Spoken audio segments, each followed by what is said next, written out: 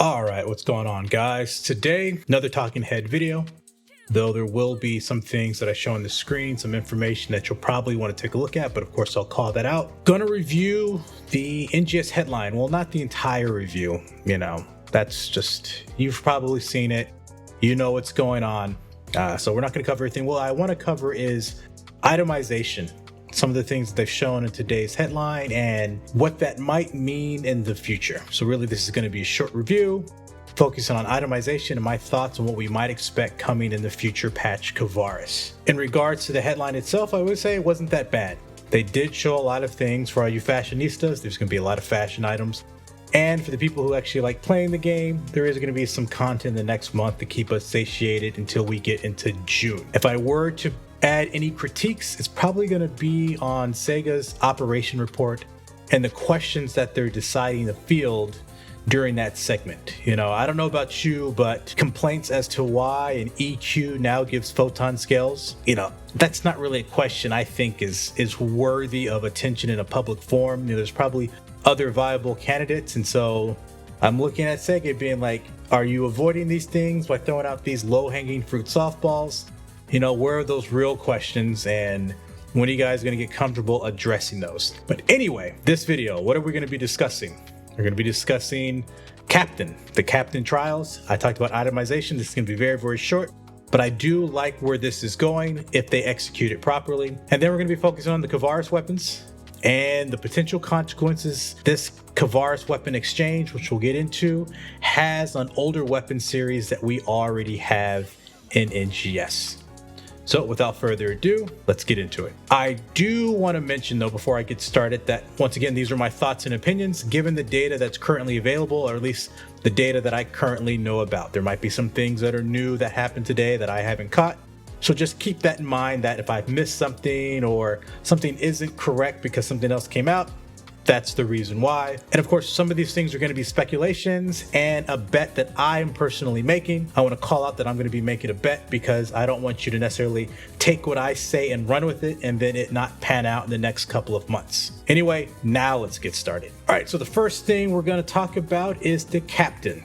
Now, what is the Captan? Well, for those who might have been familiar in PSO2 base, we had Masetan, essentially, which was a giant Meseta monster to when you killed it, it would drop you tons of Meseta. Well, now in NGS, instead of giving you Meseta, which I find ironic, how every headline, there's always the, hey, we need more Meseta. But anyway, I digress. Now this monster will drop capsules, and thus comes the name Captan, Capsule Tan. There you go. What I like about this is that it drops the Mastery series, or if you're playing on this JP server using English translations, the ability capsules. One of the things I think everyone knows is that the ability capsules never made any sense and they've always been way too expensive. So I do like the fact that Sega is paying attention to the market to some degree, not always, it's not perfect, but essentially manually implementing kill switches to where now, 20 million for an ability 4 capsule, at least that's what it was or what I saw it for in the JP server. Chances are that is going to decrease. How much? Well, that's going to come down to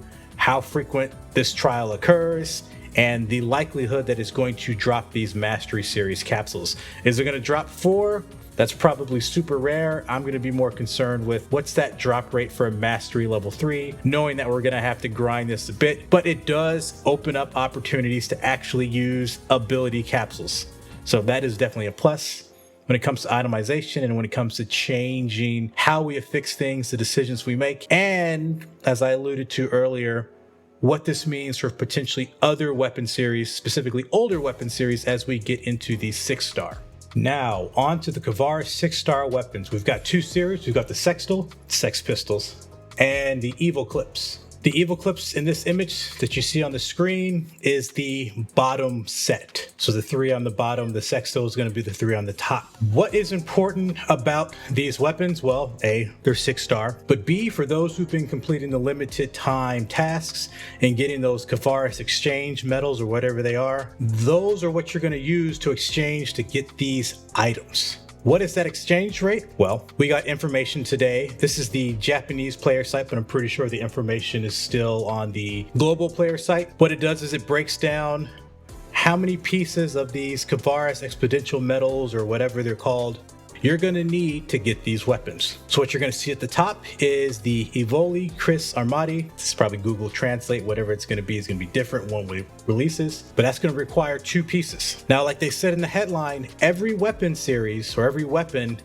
is available in this weapon series. So sword, wire lance, dagger, wand, so on and so forth. What is important here is that when you exchange, you have 2 options for each weapon. You can exchange 6 pieces to just get, let's say, the sword version, or you can exchange 7 pieces to get the sword with a preset ability of a Fixa attack 1. So imagine, if you want a multi-weapon, you're going to want 7 for the sword with Fixa attack 1, and let's say you want wire lance as your multi-weapon, you want to do 6. So that's going to be 13 overall. Right now, if you've done all of your limited tasks, you should have 14. They're going to release more limited tasks in the next week and probably working their way up to release. At least we're going to get 21. We might get 28, 30. We'll see how they divvy it out, but chances are 21 is probably a safe bet. Other things that you can get in the exchange: special scratch tickets. You get 5 for 1 piece or one of those Kvaris exchange tokens or medals. Arms refiners. So if you want to upgrade your equipment to +50, you're going to get 4 for 1 piece. So essentially, for 1 piece, this will give you +50 for a weapon and 3 armor units if you don't have them already. And then, of course, flame weaker. We're in a tundra, we're in an ice region, so it's no surprise that fire would be the element of choice for probably most of the enemies. Another thing that you can do is, if you change your mind for whatever reason, you can exchange one of your Evoclipse weapons to get 6 Kvaris medals back. So essentially you can exchange your sword and say, hey, you know what, I want partisan, back and forth. What I do not know is, if you exchange a Fixa, will you still get 6 back? So that gets kind of tricky of how that exchange works. Once again, this is not necessarily set in stone. Now, let's get into the really interesting thing about the Evoclipse weapon. Now, we don't know anything about Sextile, so I can't make any thoughts about it, other though it will be interesting to see how this Fixa 1 works, because like in the headline, at least right now, this weapon series is exchange only. Will it be dropped in the future? Potentially, but it cannot be traded. That's one of the things they discussed, was that, hey, we're going to start limiting what can be sold on the player market, and what can't be. So it'll be interesting to see how this Fixa attack 1 works. I don't want to read too much into the Fixa system, even though I think overall it's a mistake. But it could be the situation to where, will we be able to grind and craft Fixas on our weapons without having it drop? Because if the only way I can get this weapon is through exchanges, well, then technically I can never get a Fixa 2, Fixa 3, 4, 5, so on and so forth. So it'll be interesting to see if we're also seeing some changes over time with the Fixa system. Let's talk about stats. So once again, this is a 6-star weapon. When it is not grinded or not strengthened, its base attack is 346. When it is strengthened to +50, right now, this is how they have it stated. We'll see if this stands. It is 471 base attack.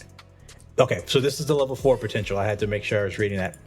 22 power or 22% potency. Anytime you evade or dodge with a step attack or step evasion, for 20 seconds, it appears that you'll get natural PP recovery, essentially doubled, plus 100%. And so as it stands, I believe you get 5 PP per second. So if you were to increase that 100%, you're going to get 10 PP a second, which is not bad, with a recast time of 10 seconds, which means that you have to step attack every 10 seconds, but literally looks like every 20 seconds really, to get this natural PP recovery speed. So that's just something to keep in mind as you start thinking about these weapons.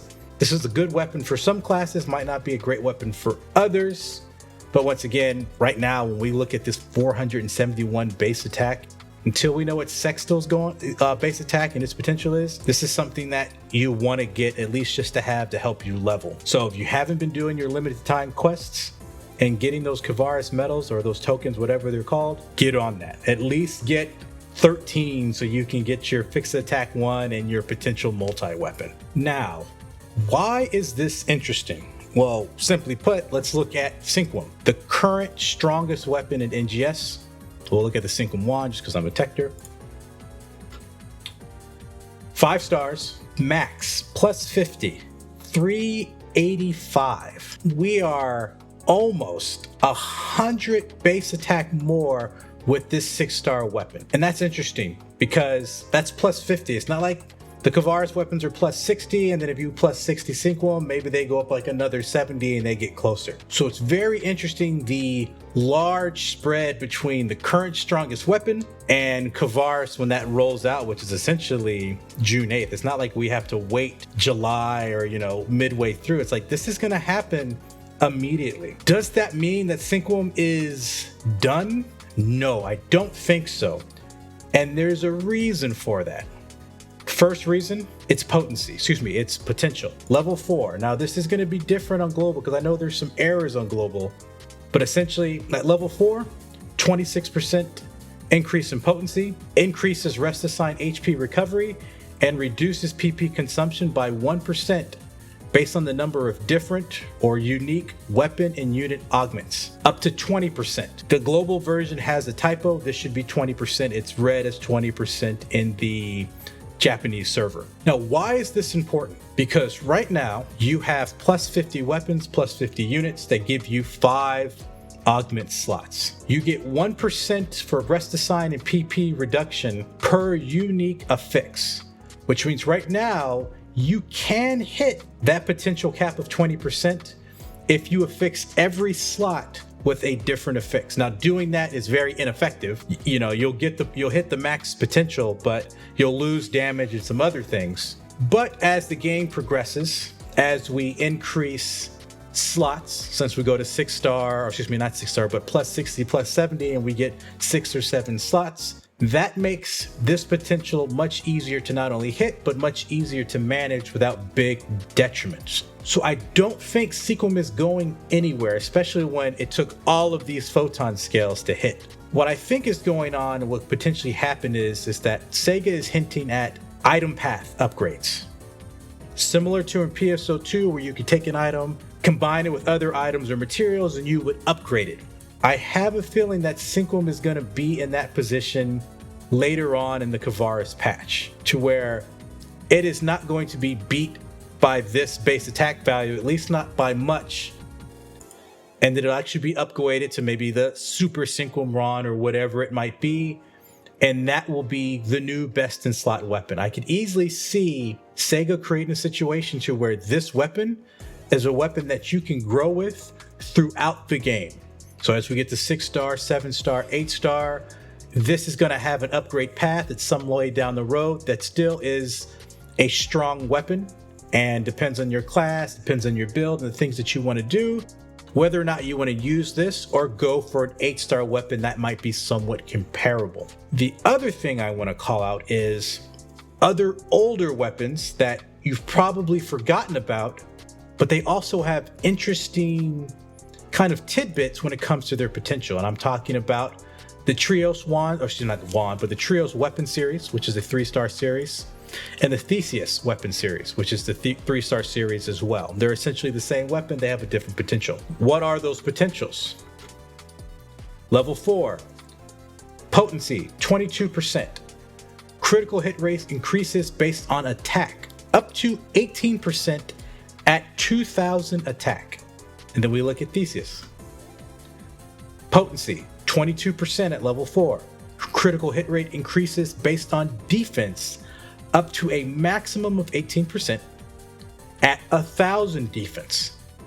Now, why are these two things important? Well, right now, attack stat and defensive stats are only increased based on your character level or your class level, since there are differences in defense and attack stats, and your equipment, such as your weapon and your armor. As it stands right now, I don't believe, and it shouldn't be correct, when I look at my Techter stats, I'm at like 1400 and something attack and like 800 defense. So right now there should be no class that is getting 1000 defense or 2000 attack.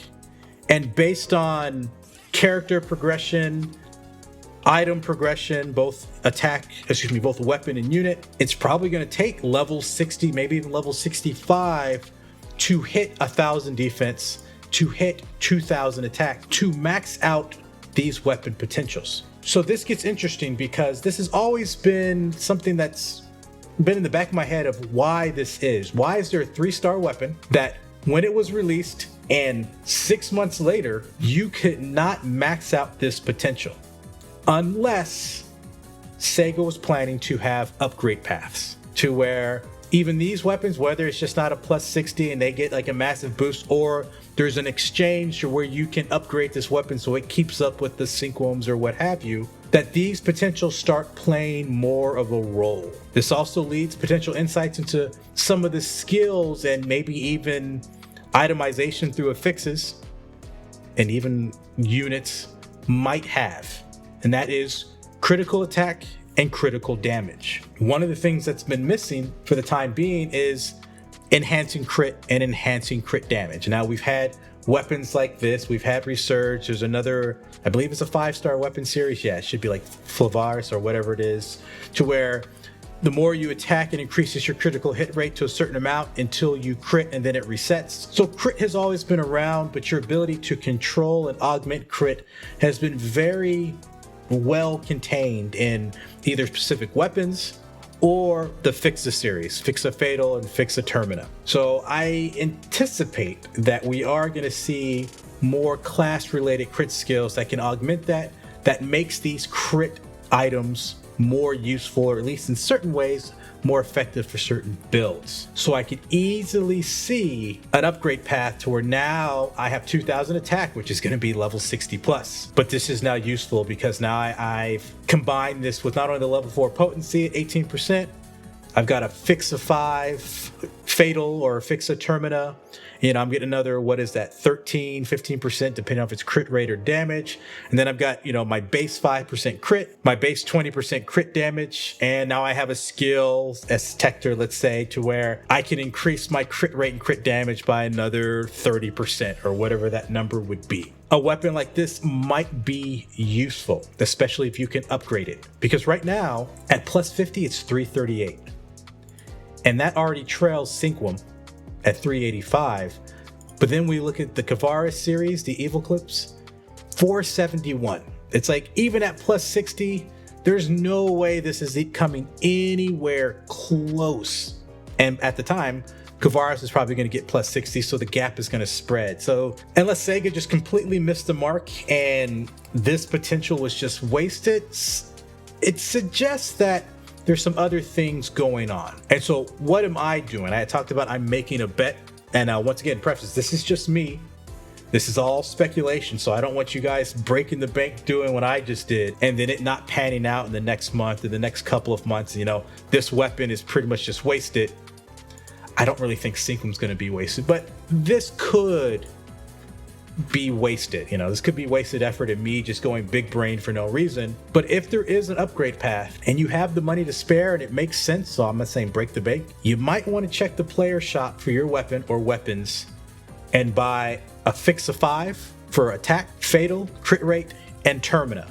Because if they are going the direction of upgraded weapons paths, we are getting crit skills, this item might be a sleeper.